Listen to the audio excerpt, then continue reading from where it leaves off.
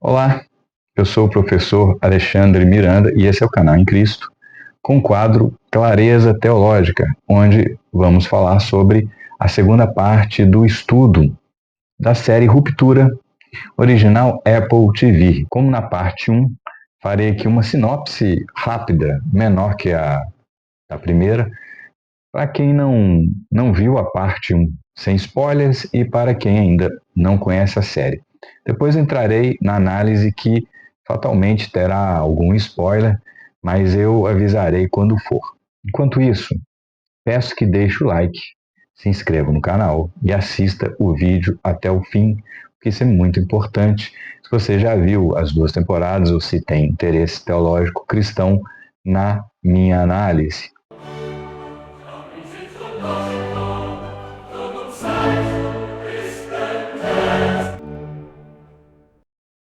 Vamos lá. Então, o título desta parte é Mark escolheu errado, e falaremos em Kierkegaard, escolha e angústia em ruptura, parte 2.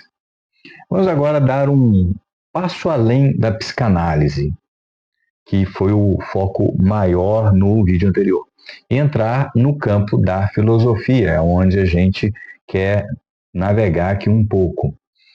E eu digo isso com muito cuidado, porque filosofia aqui não é erudição, é leitura da existência. É tentar entender por que a decisão do Mark, ou do interno Mark, nos incomodou tanto ao final da segunda temporada. Porque não foi só uma decisão narrativa, foi uma decisão existencial. Quando eu pergunto se Mark escolheu errado, eu não estou falando de certo e errado moralmente. Eu estou falando daquilo que Kierkegaard chama de angústia da escolha. Porque toda escolha verdadeira dói. E nem toda escolha é madura. Vamos fazer aqui uma breve sinopse e depois entrarei na análise.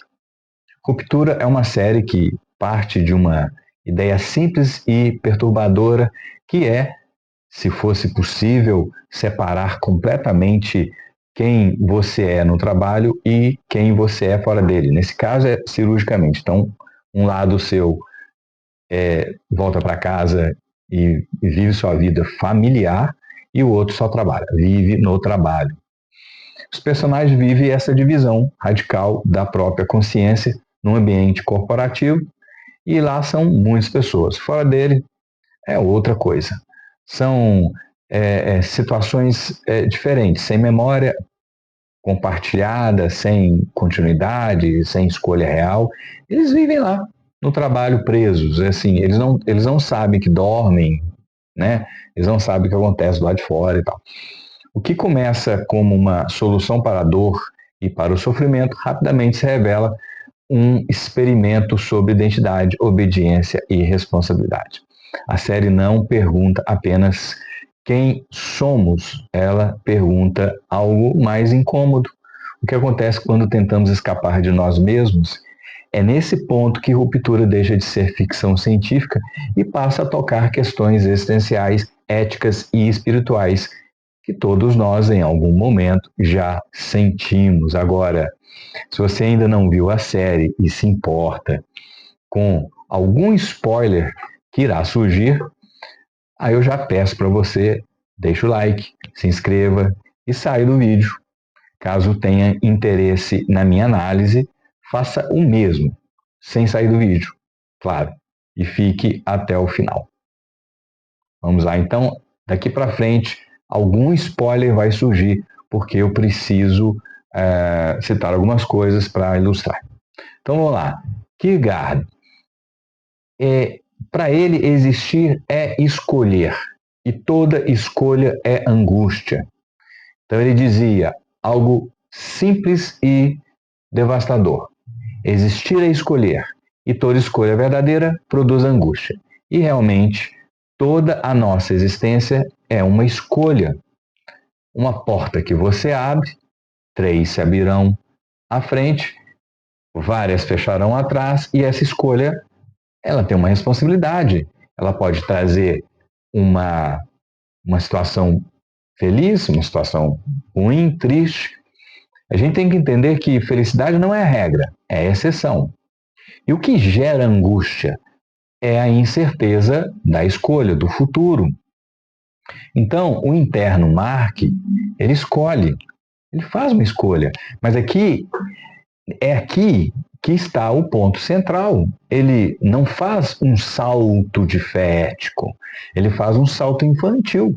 Como eu expliquei na parte 1, ele é uma criança de 2 anos de idade.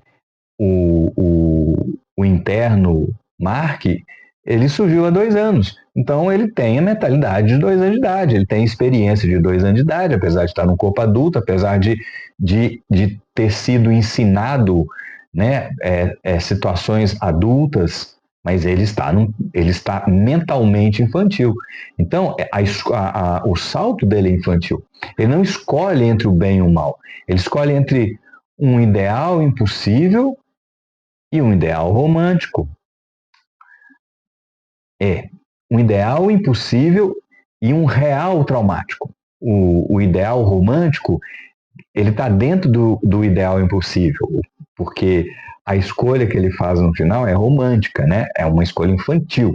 Então, as duas escolhas ali é o ideal impossível e um real traumático. Qual que é o real traumático? Seria ele aceitar o chamado da Gemma. Quando ela pede, vem para cá agora. Quando ela sai, ela toma o eu dela, e aí eu vou abrir um aspas aqui, um parêntese, né? Um parêntese aqui. Eu estou muito interessado na próxima temporada, porque a Gemma tem 25 internos dentro dela, que foi aquela programação que o Mark fez. 25, essa pessoa é extremamente esquizofrênica. O que vai acontecer? Como é que vão solucionar isso? Né? Múltiplas personalidades, quando que vai ativar? Porque cada sala solucionada, cada pasta que Mark solucionava, era uma sala a qual ela entrava e recebia essas memórias. Né? Então, esse seria o real traumático, ele ir junto com Gemma. Mas quem estava fazendo a escolha não era o Mark, marido da Gemma, que estava traumatizado, triste por causa dela, que escolheu a ruptura para poder esquecê-la. Não. Esse Mark interno recebeu as instruções do Mark externo, fez tudo certinho. Ele foi muito corajoso, inclusive. Mas quando ele teve que decidir, aí a escolha não foi um salto de fé ético, foi um salto infantil. E isso, para Kierkegaard, não é estágio ético da existência, é o estágio estético, o estágio da busca imediata por prazer, alívio e fusão. É o estágio da criança. Helena, na thumbnail, ela está ali no fundinho, ali,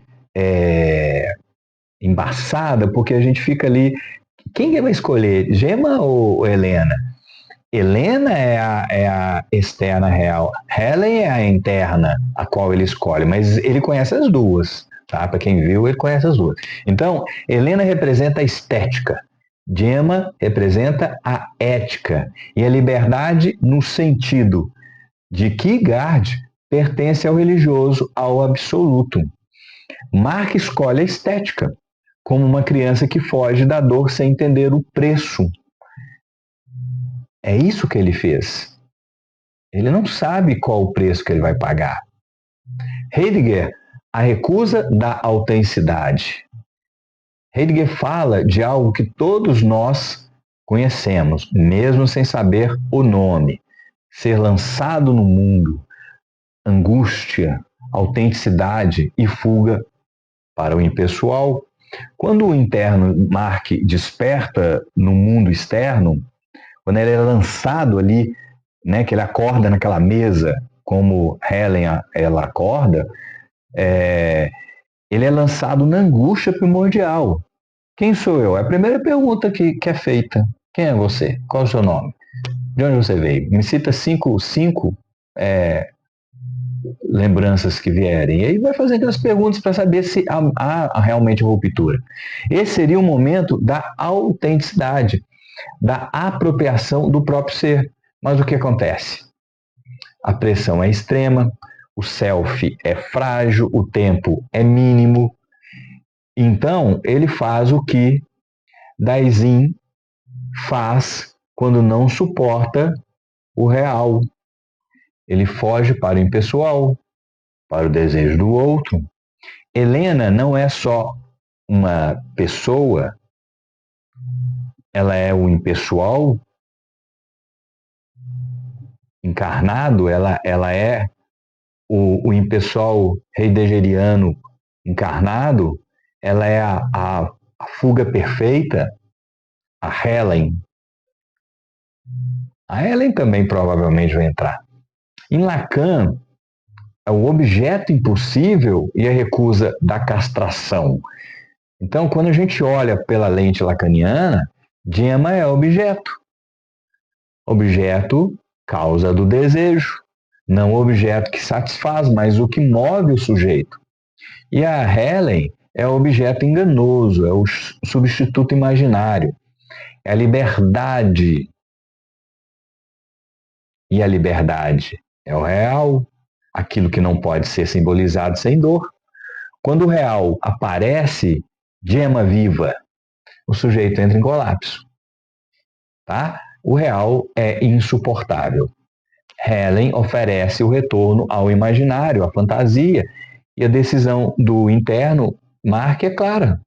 Ele não atravessa a fantasia, ele não assume a castração, ele não se torna um sujeito. Isso para mim foi extremamente frustrante. Eu queria que ele tivesse atravessado a porta. Isso para um psicanalista é imprescindível. O arco que ele estava fazendo levava a isso. E eu já falei no vídeo anterior, ele poderia ter aberto a porta, o Mark externo poderia ter entrado em contato com a Gemma, e esse Mark externo poderia ter olhado lá para dentro, e aí a gente veria a Helen lá dentro e terminaria, pronto.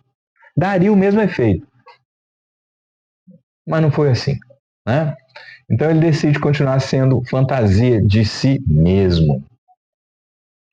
Se pensarmos em Levinas, o rosto do outro e a falha ética, o rosto do outro me obriga. Então, quando o Mark vê o rosto de Gemma, a responsabilidade ética surge. Mas eu não sei, porque ali a gente tem que entender na terceira temporada, porque apesar da mente ser separada, de alguma forma o corpo compartilha esses sentimentos. Então, quando ele olha para Gemma, ele sabe a história, ele conversou com o Mark externo, então ele sabe. Ele sabe qual é a responsabilidade. Ele tem medo de ser destruído, de ser subjugado pela memória do Mark externo. E por alguns segundos ele responde. Aí ele se torna um sujeito ético. Mas logo depois, que é a frustração que eu tive, é o medo, vem um trauma, a fragmentação. Isso já aconteceu comigo dentro de consultório, você perceber isso. Você está indo no caminho certíssimo, de repente numa sessão, cara, é aquilo, a volta. Então o sujeito ético implode e o sujeito infantil retorna. Essa é a falta, essa é a falha ética central da cena, no meu ponto de vista. Tá? Ela não deveria acontecer dessa forma. No mundo real, provavelmente não dessa forma. Então, a conclusão filosófica e clínica, a gente pode pensar assim. Clinicamente, o interno Mark é um sujeito ainda pré-estruturado, dominado por fantasias regressivas. Ele tem 2 anos de idade. Tá? Ele vive o luto no corpo e o amor no corpo, como uma criança que não sabe o que sente. Ele sente, o corpo sente, a memória física sente. A memória do cérebro não sabe. Ficou sabendo depois, né? Que aí eu acho que ficou muito mais complexo. Inclusive no processo ele mata alguém, né? E filosoficamente ele recusa a autenticidade, falha na responsabilidade ética e se agarra no impossível como se fosse salvação. Aquela cena é meio pastelão, mas assim, de mãos dadas com a Helen correndo assim, saltitando e o corredor vermelho, aquela luz piscando e a sirene e a música no fim. Eu achei meio pastelão, mas ok, eu tô dando uma chance para a terceira temporada salvar esse final que eu não gostei, tá? Eu não gostei. E é por isso que a minha frustração como espectador, talvez a sua, não sei, deixa aqui nos comentários se você ficou frustrado ou não, foi tão forte. Porque tanto eu quanto você, nós percebemos algo muito preciso. Marx estava a um passo de tornar sujeito. É um arco que se faz, cara. Quando você constrói um arco num livro, numa literatura, numa música, numa série, num filme, geralmente esse arco se completa. Quando você estrutura uma música, faz uma escala musical, elabora, aquilo é uma equação matemática qual necessita de uma conclusão. Você vai ser dissonante ali, vai desafinar, vai semitonar ali. Foi para mim o que aconteceu. Então, como o Mark estava a um passo de tornar sujeito, ele volta a ser criança. Eu, você, nós queríamos o nascimento. A série entregou a recaída. Ok.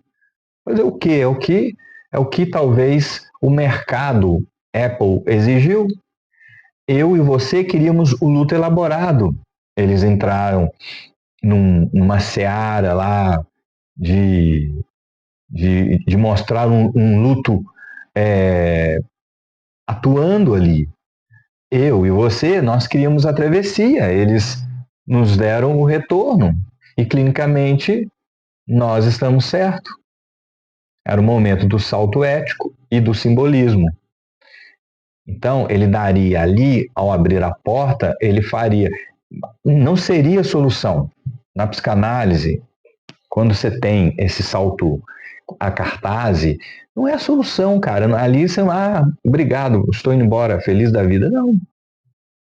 Você tem a consciência. O espaço psicanalítico é o espaço da razão. Tá?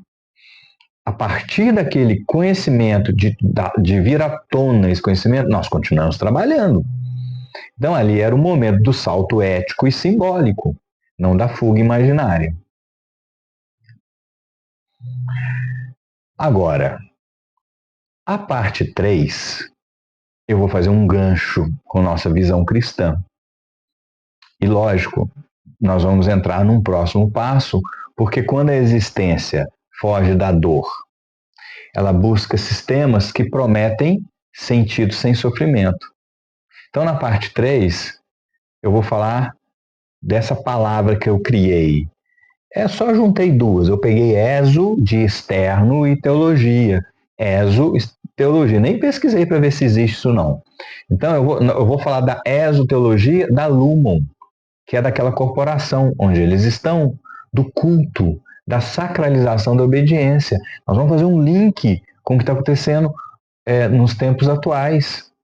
Nós vamos mostrar como isso é uma perversão do espírito de Kierkegaard. É um alerta profundo também para o universo cristão. E Kierkegaard fez esse alerta, foi ontem não. Já tem um tempinho que não só ele, mas muitos fazem o alerta dessa busca, dessa promessa, como que eu posso falar, dessa institucionalização do sagrado, do culto. E aí, a intenção é mostrar como isso perverte o espírito do pensamento de Kierkegaard e como hoje nós estamos a um passo, estamos já nessa situação. Então, é um alerta profundo também para o universo cristão. Não é contra a fé, mas contra a fé transformada em sistema. É o que Kierkegaard faz. É o que ele fala. Então, aqui a série deixa de ser entretenimento e se torna espelho. E talvez seja por isso que ela incomoda tanto. Tá? Então, eu vou terminar esse vídeo. Espero que vocês tenham gostado. Agradeço por assistir. Devo fazer a parte 3 para a próxima sexta-feira, no Clareza Teológica, tá? E aí vocês aguardem. Que Deus abençoe a todos. Não deixem de curtir o vídeo, se inscrever e, claro, comente, é muito importante para fortalecer o canal. O algoritmo entende que é importante. Deixa aqui, se você ficou frustrado, se queria um final diferente. Não é só para fortalecer o canal, não. É para a gente criar um debate também. Ia ser bem legal. Eu vou responder a todo mundo que escrever aqui. Mesmo se você falar que eu falei um monte de bobagem aqui, e aí a gente conversa, não tem problema não. Tá? Deixa um like, um dislike. Os dois são bons. E até a próxima.